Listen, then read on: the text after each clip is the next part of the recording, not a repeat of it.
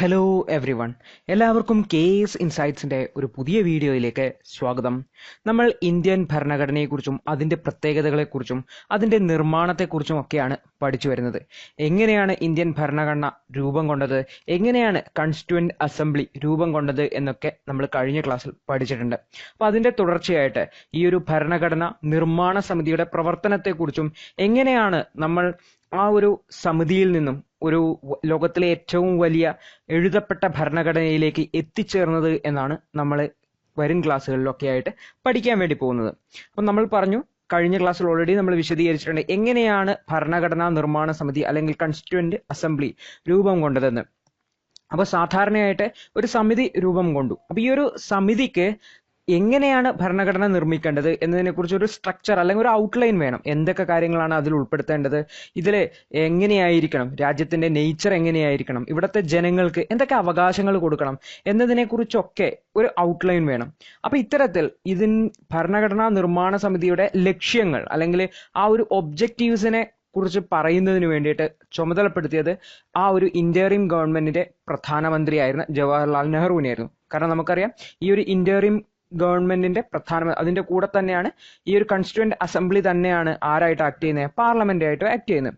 അപ്പോൾ പാർലമെന്റ് ആയിട്ട് ആക്ട് ചെയ്യുന്ന സമയത്ത് സെപ്പറേറ്റ് മീറ്റിംഗ് കൂടും, കോൺസ്റ്റിറ്റ്യൂവന്റ് അസംബ്ലി ആയിട്ട് ചേരുന്ന സമയത്ത് സെപ്പറേറ്റ് മീറ്റിംഗ് കൂടും. അങ്ങനെയായിരുന്നു ആ ഒരു സ്ട്രക്ചർ വർക്ക് ചെയ്തിരുന്നത്.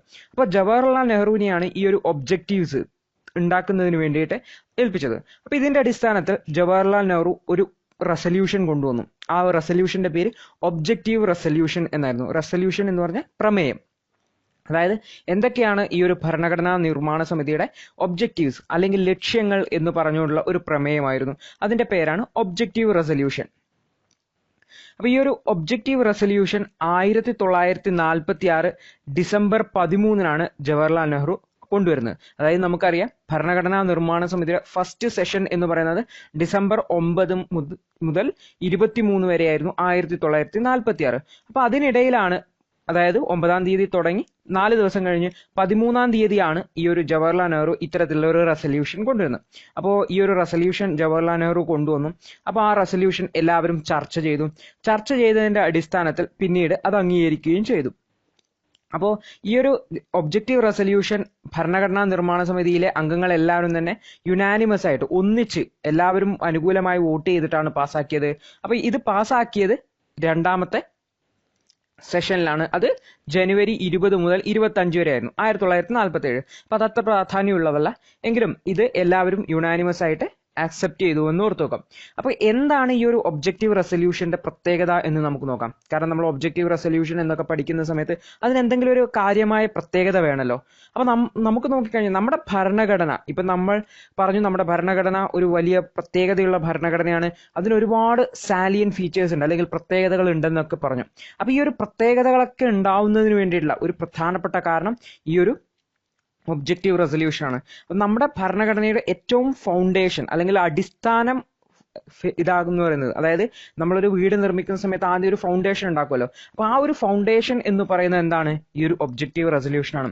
അപ്പോൾ നമ്മുടെ ഭരണഘടനയുടെ ഫിലോസഫിയും അതിൻ്റെ ഒരു ഫണ്ടമെന്റൽസും ഒക്കെ ഡിറൈവ് ചെയ്ത് എടുക്കുന്നത് ഈ ഒരു ഒബ്ജക്റ്റീവ് റെസല്യൂഷൻ എന്നാണെന്ന് ഓർത്തു വെക്കണം. അപ്പൊ ഈ ഒരു ഒബ്ജക്റ്റീവ് റെസല്യൂഷൻ എന്നാണ് നമ്മൾ ഇന്ന് കാണുന്ന ഫണ്ടമെന്റൽ റൈറ്റ്സ് ഒക്കെ നമ്മുടെ ഭരണഘടനയിലേക്ക് വന്നത്. അപ്പൊ ഇതിൽ നമ്മുടെ രാജ്യം എങ്ങനെയായിരിക്കണം എന്ന് പറയുന്നത് സോവറിൻ ആയിരിക്കണം, അതായത് സ്വന്തമായിട്ട് തീരുമാനങ്ങൾ എടുക്കുന്ന ഒരു രാജ്യമായിരിക്കണം. അതായത് തീരുമാനങ്ങൾ എടുക്കുന്ന സമയത്ത് മറ്റൊരു രാജ്യത്തോട് അഭിപ്രായം ചോദിക്കുകയോ മറ്റൊരു രാജ്യത്തിന്റെ അനുമതി തേടുകയോ വേണ്ട. അതായത് നമുക്ക് നേരത്തെ അറിയാം, നേരത്തെ ബ്രിട്ടന്റെ അനുമതി ഉണ്ടായാൽ മാത്രമേ എന്ത് ചെയ്യാൻ പറ്റുള്ളൂ, ഇന്ത്യൻ ഗവൺമെന്റിന് ഒരു തീരുമാനം എടുക്കാൻ പറ്റുള്ളൂ. അങ്ങനെ ഒരു അവസ്ഥ വേണ്ട. മറിച്ച് ഇന്ത്യക്കാർക്ക് ഇന്ത്യയിലെ ഡെമോക്രാറ്റിക് ആയിട്ട് ജനങ്ങൾ തിരഞ്ഞെടുക്കുന്ന ഭരണകൂടത്തിന് അവരുടെ ഇഷ്ടത്തിനനുസരിച്ച് തീരുമാനങ്ങൾ എടുക്കാനുള്ള അവകാശം വേണം. അതിന് ആരുടെയും പെർമിഷൻ ചോദിക്കുന്ന ഒരു സാഹചര്യം വേണം. അതിനെയാണ് സോവറിനിറ്റി എന്ന് ഉദ്ദേശിക്കുന്നത്, സ്വന്തമായിട്ട് തീരുമാനങ്ങൾ എടുക്കാനുള്ള കഴിവ്. അതുകൂടാതെ റിപ്പബ്ലിക് ആയിരിക്കണം. റിപ്പബ്ലിക് എന്നുകൊണ്ട് ഉദ്ദേശിക്കുന്നത് വെച്ചാൽ നമ്മുടെ ഭരണകൂടത്തിന്റെ ഹെഡ് എന്ന് പറഞ്ഞാൽ ജനങ്ങൾ എലക്ട് ചെയ്യുന്ന ഒരാളായിരിക്കണം. മറിച്ച് ഒരു രാജാവോ രാജ്ഞിയോ പോലുള്ള ഹെറിഡിറ്ററി പോസ്റ്റ് ഒന്നും ആയിരിക്കരുത്. കൂടാതെ ഈ ഓൾ പവർ, ഈ രാജ്യത്തിന്റെ മുഴുവൻ അധികാരവും ആരുടെ കയ്യിലായിരിക്കണം? ജനങ്ങളുടെ കയ്യിലായിരിക്കണം. കൂടാതെ ജനങ്ങൾക്ക് കൂടുതൽ അവകാശങ്ങൾ കൊടുക്കണം. അതായത് തുല്യതയ്ക്കുള്ള അവകാശം, ഈക്വാലിറ്റി, കൂടാതെ സ്വാതന്ത്ര്യങ്ങൾ കൊടുക്കണം. എന്തും അഭിപ്രായം പറയാനുള്ള സ്വാതന്ത്ര്യം, അതുപോലെ അസോസിയേഷൻ രൂപീകരിക്കുന്ന അല്ലെങ്കിൽ സംഘടനകൾ രൂപീകരിക്കുന്നതിന് വേണ്ടി പ്രാർത്ഥിക്കാനുള്ള, അതുപോലെ നമ്മുടെ രാജ്യത്തിന്റെ വിവിധ പ്പെട്ട മതത്തിലും ഭാഷയിലും ഒക്കെ പെട്ട മൈനോറിറ്റീസ് ഉണ്ട്, വളരെ കുറഞ്ഞ എണ്ണം ആൾക്കാരുണ്ട്. അപ്പൊ ഇവർക്കൊക്കെ പ്രൊട്ടക്ഷൻ കൊടുക്കണം.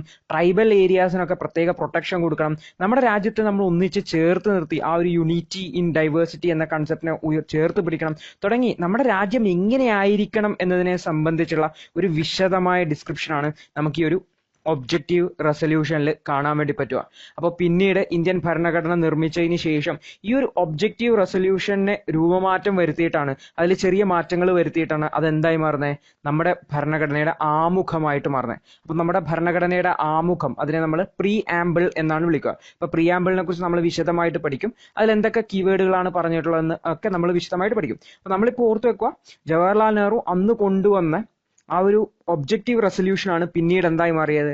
പ്രീ ആംബിൾ ആയിട്ട് മാറിയത്, അല്ലെങ്കിൽ നമ്മുടെ ഭരണഘടനയുടെ ആമുഖമായിട്ട് മാറിയത്. അപ്പൊ ഇത് PSCക്ക് ചോദിച്ചിട്ടുള്ള ചോദ്യമാണ്. ഇന്ത്യൻ ഭരണഘടനയുടെ ആമുഖം തയ്യാറാക്കിയിട്ടുള്ളത് ആരാണെന്ന്. അപ്പൊ അതിന്റെ ഉത്തരം ജവഹർലാൽ നെഹ്റു ആണെന്ന് ഓർത്തു വെക്കണം. അപ്പൊ ഇതാണ് ഒബ്ജക്റ്റീവ് റെസൊല്യൂഷനെ കുറിച്ചും നമ്മുടെ പ്രിയാമ്പിളിനെ കുറിച്ചും ഒക്കെ പഠിക്കാനുള്ളത്. അപ്പൊ ഈ പ്രിയാമ്പിളിൽ കുറച്ച് കാര്യങ്ങളൊക്കെ ഉണ്ട്. അത് നമ്മൾ പ്രിയാമ്പിൾ എന്ന് പറയുന്ന വിഷയം ഒരു വീഡിയോ ആയിട്ട് തന്നെ കവർ ചെയ്യും. അപ്പൊ അതിൽ നിന്ന് നമ്മൾ കൃത്യമായിട്ട് മനസ്സിലാക്കുകയും ചെയ്യും. അപ്പൊ ഇനി നമ്മൾ പഠിക്കാൻ വേണ്ടി പോകുന്നു. അപ്പൊ ആദ്യം ഒരു ഫൗണ്ടേഷനായി എങ്ങനെയാണ് മുന്നോട്ട് പോകേണ്ടതെന്നായി. ഇനി നമ്മൾ എന്തൊക്കെയാണ് ഈ ഒരു ഒബ്ജക്റ്റീവ് റെസൊല്യൂഷനിൽ പറഞ്ഞിരിക്കുന്നത്. ഈ ഒരു ഒബ്ജക്റ്റീവ് റെസൊല്യൂഷനിൽ പറഞ്ഞതിനനുസരിച്ച് ഒരുപാട് കമ്മിറ്റികളെ രൂപീകരിക്കണം. കാരണം ഓരോ കാര്യങ്ങളെ കുറിച്ച് പഠിക്കുന്നതിന് വേണ്ടിയിട്ടും കുറച്ച് ആൾക്കാരെ ചേർത്തിട്ട് ഓരോ കമ്മിറ്റികൾ രൂപീകരിച്ചു. അപ്പൊ അങ്ങനെ 8 മേജർ കമ്മിറ്റികൾ ഉണ്ടായിരിക്കണം. ആ നമ്പർ ഒന്ന് ഓർത്ത് വെക്കണം.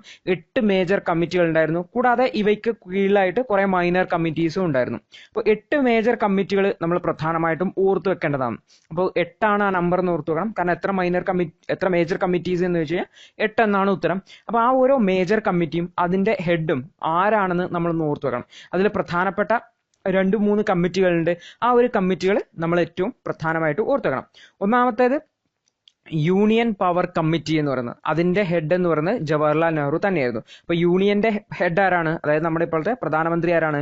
ജവഹർലാൽ നെഹ്റു ആണ്. അദ്ദേഹം തന്നെയാണ് യൂണിയൻ പവർ കമ്മിറ്റിയുടെ ഹെഡും, അതായത് ജവഹർലാൽ നെഹ്റു. പിന്നെ യൂണിയൻ കോൺസ്റ്റിറ്റ്യൂഷൻ കമ്മിറ്റി ഉണ്ട്, അതായത് ഭരണഘടനാ നിർമ്മാണ സമിതിയുടെ കമ്മിറ്റി. അതിന്റെ ഹെഡും ആര് തന്നെയാണ്? ജവഹർലാൽ നെഹ്റു ആണ്. അതായത് നമ്മൾ പറഞ്ഞു ഓൾറെഡി ഫെഡറൽ ഫോമാണ് നമ്മൾ ഫോളോ ചെയ്യുന്നതെന്ന്. അപ്പൊ ഈ ഒരു ഫെഡറൽ ഫോമിൽ 2 ഭാഗങ്ങളുണ്ട്. ഒന്ന് യൂണിയൻ ഉണ്ട്, സെൻട്രൽ ഗവൺമെന്റുമായി സംബന്ധിച്ച കാര്യങ്ങൾ. രണ്ടാമത്തത് പ്രൊവിൻഷ്യൽ ഗവൺമെന്റുകളുണ്ടാവും. നമ്മൾ ഇന്നത്തെ സ്റ്റേറ്റുകൾ, ഈ പ്രൊവിൻസ് എന്ന് പറയുന്ന ഐഡിയ എടുത്തു കളഞ്ഞിട്ടാണ് നമ്മൾ സ്റ്റേറ്റ് എന്ന് പറയുന്ന ഐഡിയയിലേക്ക് വന്നത്. അത് പിന്നെ നമ്മൾ ഈ ഒരു സംസ്ഥാനങ്ങളുടെ രൂപീകരണവുമായി ബന്ധപ്പെട്ട കാര്യങ്ങളൊക്കെ ഉണ്ട്. അതായത് നമ്മുടെ സ്വാതന്ത്ര്യം കിട്ടിയതിന് ശേഷമുള്ളത്. അത് നമ്മൾ ആ ഒരു സംസ്ഥാനങ്ങളുടെ റീഓർഗനൈസേഷൻ എന്ന് പറയുന്ന ടോപ്പിക് പഠിക്കുന്ന സമയത്ത് വിശദമായിട്ട് മനസ്സിലാക്കും. അപ്പോൾ യൂണിയനെ സംബന്ധിച്ചുള്ള ഭരണഘടനയിൽ യൂണിയനെ സംബന്ധിച്ച കാര്യങ്ങൾ പറയുന്നതിന് വേണ്ടിയിട്ടാണ് യൂണിയൻ കോൺസ്റ്റിറ്റ്യൂഷൻ കമ്മിറ്റി. അത് ജവഹർലാൽ നെഹ്റു ആണ്. പ്രൊവിൻഷ്യൽ കോൺസ്റ്റിറ്റ്യൂഷൻ കമ്മിറ്റി ഉണ്ട്, അതായത് സ്റ്റേറ്റിനെ കുറിച്ച് പറയുന്നതിന് മുമ്പ് പ്രൊവിൻസ് എന്ന് പറയും, ഇപ്പൊ അത് സ്റ്റേറ്റ് ആണ്, സംസ്ഥാനങ്ങളെ കുറിച്ച്. അതിനെക്കുറിച്ച് പറയുന്നത് സർദാർ വല്ലഭായ് പട്ടേൽ ആയിരുന്നു അതിന്റെ ഹെഡ്. ഇപ്പൊ 3 കമ്മിറ്റികൾ നമ്മൾ പഠിച്ചു. ഒന്ന് union power committee Jawaharlal Nehru, union constitution committee Jawaharlal Nehru, provincial constitution committee Sardar Patel. അടുത്തതാണ് പ്രധാനപ്പെട്ട ഒരു കമ്മിറ്റി, ഭരണഘടനയുടെ ഡ്രാഫ്റ്റിംഗ് കമ്മിറ്റി. അതായത് ഭരണഘടന എല്ലാ ചർച്ചകൾക്കും ശേഷം ഒരു ഡ്രാഫ്റ്റ് എഴുതി തയ്യാറാക്കണം. അപ്പൊ ആ ഡ്രാഫ്റ്റ് എഴുതി തയ്യാറാക്കുന്നതിന് വേണ്ടിയിട്ട്, അല്ലെങ്കിൽ ഈ ഒരു ചർച്ചകളിൽ ആവശ്യമായ ഇൻപുട്ട് എല്ലാം കൊടുത്ത്, അല്ലെങ്കിൽ ഇതിനൊരു ലേ ഔട്ട് കൊണ്ടുവന്ന് അതിന്റെ മുകളിൽ ഒരു ചർച്ച നടത്തി അതിനെല്ലാം രൂപമാറ്റി ഒരു ഡ്രാഫ്റ്റ് ഭരണഘടന തയ്യാറാക്കുന്നതിന് വേണ്ടിയിട്ടാണ് ഡ്രാഫ്റ്റിംഗ് കമ്മിറ്റി. ഈ ഒരു ഡ്രാഫ്റ്റിംഗ് കമ്മിറ്റിയുടെ ചെയർമാന്റെ പേര് നമ്മൾ ഒരിക്കലും മറന്നു പോകരുത്. അത് ഡോക്ടർ BR അംബേദ്കർ ആണ്. അദ്ദേഹമാണ് ഇന്ത്യൻ ഭരണഘടനയുടെ ശില്പി എന്നറിയപ്പെടുന്നത്. കാരണം അദ്ദേഹമാണ് ഡ്രാഫ്റ്റ് ചെയ്തത്, അദ്ദേഹത്തിന്റെ നേതൃത്വത്തിലാണ് ഡ്രാഫ്റ്റ് ചെയ്തതെന്ന് ഓർത്തു വെക്കണം. അപ്പൊ ഡ്രാഫ്റ്റിംഗ് കമ്മിറ്റി ഓർത്തു വെക്കണം, ഡോക്ടർ BR അംബേദ്കർ. ഇത് കൂടാതെ വിവിധ അഡ്വൈസറി കമ്മിറ്റികൾ ഉണ്ടായിരുന്നു. അതായത് നമ്മുടെ ഫണ്ടമെന്റൽ റൈറ്റ്സ്, അല്ലെങ്കിൽ മൈനോറിറ്റീസിനെ കുറിച്ച്, ട്രൈബൽ അഫയേഴ്സിനെ കുറിച്ചൊക്കെ അതിന്റെയൊക്കെ ഹെഡ് എന്ന് പറഞ്ഞാൽ സർദാർ വല്ലഭായ് പട്ടേൽ ആയിരുന്നു. പിന്നെ റൂൾസ് ആൻഡ് പ്രൊസീജിയർ കമ്മിറ്റി ഉണ്ടായിരുന്നു, അത് ഡോക്ടർ രാജേന്ദ്ര പ്രസാദ് ആയിരുന്നു, നമ്മുടെ ആദ്യത്തെ പ്രസിഡന്റ് ആയിരുന്നു. പിന്നെ സ്റ്റേറ്റ്സ് കമ്മിറ്റി ജവഹർലാൽ നെഹ്റു ആണ്. അതായത് മറ്റു സംസ്ഥാനങ്ങളുമായിട്ടൊക്കെ നെഗോഷിയേറ്റ് ചെയ്യുന്നതിന് വേണ്ടിയിട്ടാണ് സ്റ്റേറ്റ്സ് കമ്മിറ്റി, അത് ജവഹർലാൽ നെഹ്റു ആണ്. പിന്നെ steering committee doctor Rajendra Prasad. അപ്പോൾ പ്രധാനമായിട്ടും നമ്മൾ നോക്കിക്കഴിഞ്ഞാൽ ഇതിലൊരു 5 പേരുകൾ മാത്രമേ നമ്മൾ ഓർത്തു വെക്കണം. ഒന്ന് ജവഹർലാൽ നെഹ്റു ആണ്. അദ്ദേഹം 3 കമ്മിറ്റികളുടെ ഹെഡായിരുന്നു. ഒന്ന് യൂണിയൻ പവർ കമ്മിറ്റി, രണ്ടാമത്തേത് യൂണിയൻ കോൺസ്റ്റിറ്റ്യൂഷൻ കമ്മിറ്റി, മൂന്നാമത്തേത് സ്റ്റേറ്റ് കമ്മിറ്റി ജവഹർലാൽ നെഹ്റു. അപ്പോൾ 3 പേരുകൾ. അപ്പോൾ ജവഹർലാൽ നെഹ്റുവിനെ ഓർത്തു വെക്കാൻ നമുക്ക് യൂണിയൻ ഉണ്ടെങ്കിൽ അത് ജവഹർലാൽ നെഹ്റു ആണെന്ന് ഓർത്തു വെക്കാം, യൂണിയൻ എന്നുണ്ടെങ്കിൽ. അപ്പോൾ പിന്നെ സ്റ്റേറ്റ്സ് കമ്മിറ്റി, സംസ്ഥാനങ്ങളൊക്കെ കൂട്ടിച്ചേർക്കുന്നതിന് വേണ്ടിയിട്ടുള്ള സ്റ്റേറ്റ്സ് കമ്മിറ്റിയുടെ ഹെഡും ജവഹർലാൽ നെഹ്റു ആണ്. പിന്നെയുള്ളതെന്ന് വെച്ചാൽ സർദാർ പട്ടേലാണ്. സർദാർ പട്ടേലിന് 2 കമ്മിറ്റിയാണ്. ഒന്ന് പ്രൊവിൻഷ്യൽ കോൺസ്റ്റിറ്റ്യൂഷൻ കമ്മിറ്റി, പ്രൊവിൻസുകളുമായി ബന്ധപ്പെട്ടത്. രണ്ടാമത്തേത് അഡ്വൈസറി കമ്മിറ്റിയാണ്. അപ്പൊ പ്രൊവിൻഷ്യൽ പട്ടേൽ എന്ന് വേണമെങ്കിൽ ഓർത്തു വെക്കാം, പ്രൊവിൻഷ്യൽ പട്ടേൽ. പിന്നെ അഡ്വൈസറി കമ്മിറ്റി സർദാർ വല്ലഭായ് പട്ടേലാണ്. കൂടാതെ drafting committee doctor BR Ambedkar, അതൊരിക്കലും മറന്നു പോകരുത്. പിന്നെയുള്ളത് റൂൾസ് ആൻഡ് പ്രൊസീജിയേഴ്സ് ആണ്, ഡോക്ടർ രാജേന്ദ്ര പ്രസാദ് ആണ്. പിന്നെ സ്റ്റിയറിംഗ് കമ്മിറ്റി, അതും ഡോക്ടർ രാജേന്ദ്ര പ്രസാദ് ആണ്. അപ്പോൾ ഇന്ത്യയുടെ ആദ്യത്തെ പ്രസിഡന്റ്. അപ്പൊ ഇത്രയും കാര്യങ്ങളാണ് നമ്മൾ ഈ ഒരു ക്ലാസ്സിൽ പഠിച്ചത്. നമ്മൾ പ്രധാനമായിട്ട് പഠിച്ച കാര്യങ്ങൾ ഒന്ന് ഞാൻ ക്വിക്കായിട്ട് റീക്യാപ്പ് ചെയ്യാം. അതായത് ഒബ്ജക്റ്റീവ് റെസൊല്യൂഷൻ കൊണ്ടുവന്നത് ജവഹർലാൽ നെഹ്റു ആണ്. അതിന്റെ അടിസ്ഥാനത്തിലാണ് നമ്മുടെ ഭരണഘടനയുടെ നിർമ്മാണം ആരംഭിച്ചത്. ഈ ഒരു ഒബ്ജക്റ്റീവ് റെസൊല്യൂഷൻ ആണ് പിന്നീട് ഇന്ത്യൻ ഭരണഘടനയുടെ പ്രീആമ്പിൾ അല്ലെങ്കിൽ ആമുഖമായിട്ട് മാറിയത്.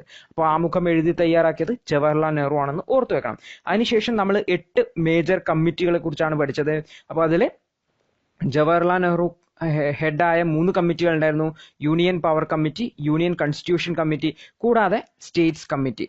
പിന്നെ ഡോക്ടർ BR അംബേദ്കർ ഹെഡായ ഡ്രാഫ്റ്റിംഗ് കമ്മിറ്റി, സർദാർ പട്ടേൽ ഹെഡായ പ്രൊവിൻഷ്യൽ കോൺസ്റ്റിറ്റ്യൂഷൻ കമ്മിറ്റിയും അഡ്വൈസറി കമ്മിറ്റിയും, ഡോക്ടർ രാജേന്ദ്ര പ്രസാദ് ഹെഡായ റൂൾസ് ആൻഡ് പ്രൊസീജിയേഴ്സ് കമ്മിറ്റിയും സ്റ്റിയറിംഗ് കമ്മിറ്റിയും. അപ്പൊ ഇത്രയും കമ്മിറ്റികളുടെ പേര്, മേജർ കമ്മിറ്റികളുടെ പേര് മാത്രമേ ചോദിക്കാൻ സാധ്യതയുള്ളൂ. അപ്പൊ ആ മേജർ കമ്മിറ്റികളുടെ പേരുകൾ മാത്രം ഒന്ന് ഓർത്തു നോക്കുക. ബാക്കി മൈനർ കമ്മിറ്റീസ് അത്ര പ്രാധാന്യമുള്ളതല്ല, വളരെ അപൂർവമായിട്ടേ ചോദിക്കാൻ സാധ്യതയുള്ളൂ. അപ്പൊ അതിൽ ഡ്രാഫ്റ്റിംഗ് കമ്മിറ്റി ഒരിക്കലും മറന്നു പോകരുത്, ഡോക്ടർ BR അംബേദ്കർ. അപ്പൊ ഇത്രയും കഴിഞ്ഞിട്ട് ഞാൻ ഈ ഒരു ക്ലാസ് നിർത്തുവാണ്. അടുത്ത ക്ലാസ്സിൽ നമ്മൾ വിശദമായിട്ട് ഇതിനെക്കുറിച്ച് മനസ്സിലാക്കുന്നതായിരിക്കും. ഭരണഘടനാ നിർമ്മാണ സമിതിയുടെ മറ്റ് പ്രവർത്തനങ്ങളുമായിട്ട് നമുക്ക് അടുത്ത ക്ലാസ്സിൽ കാണാം. അതുവരെ good bye, all the best.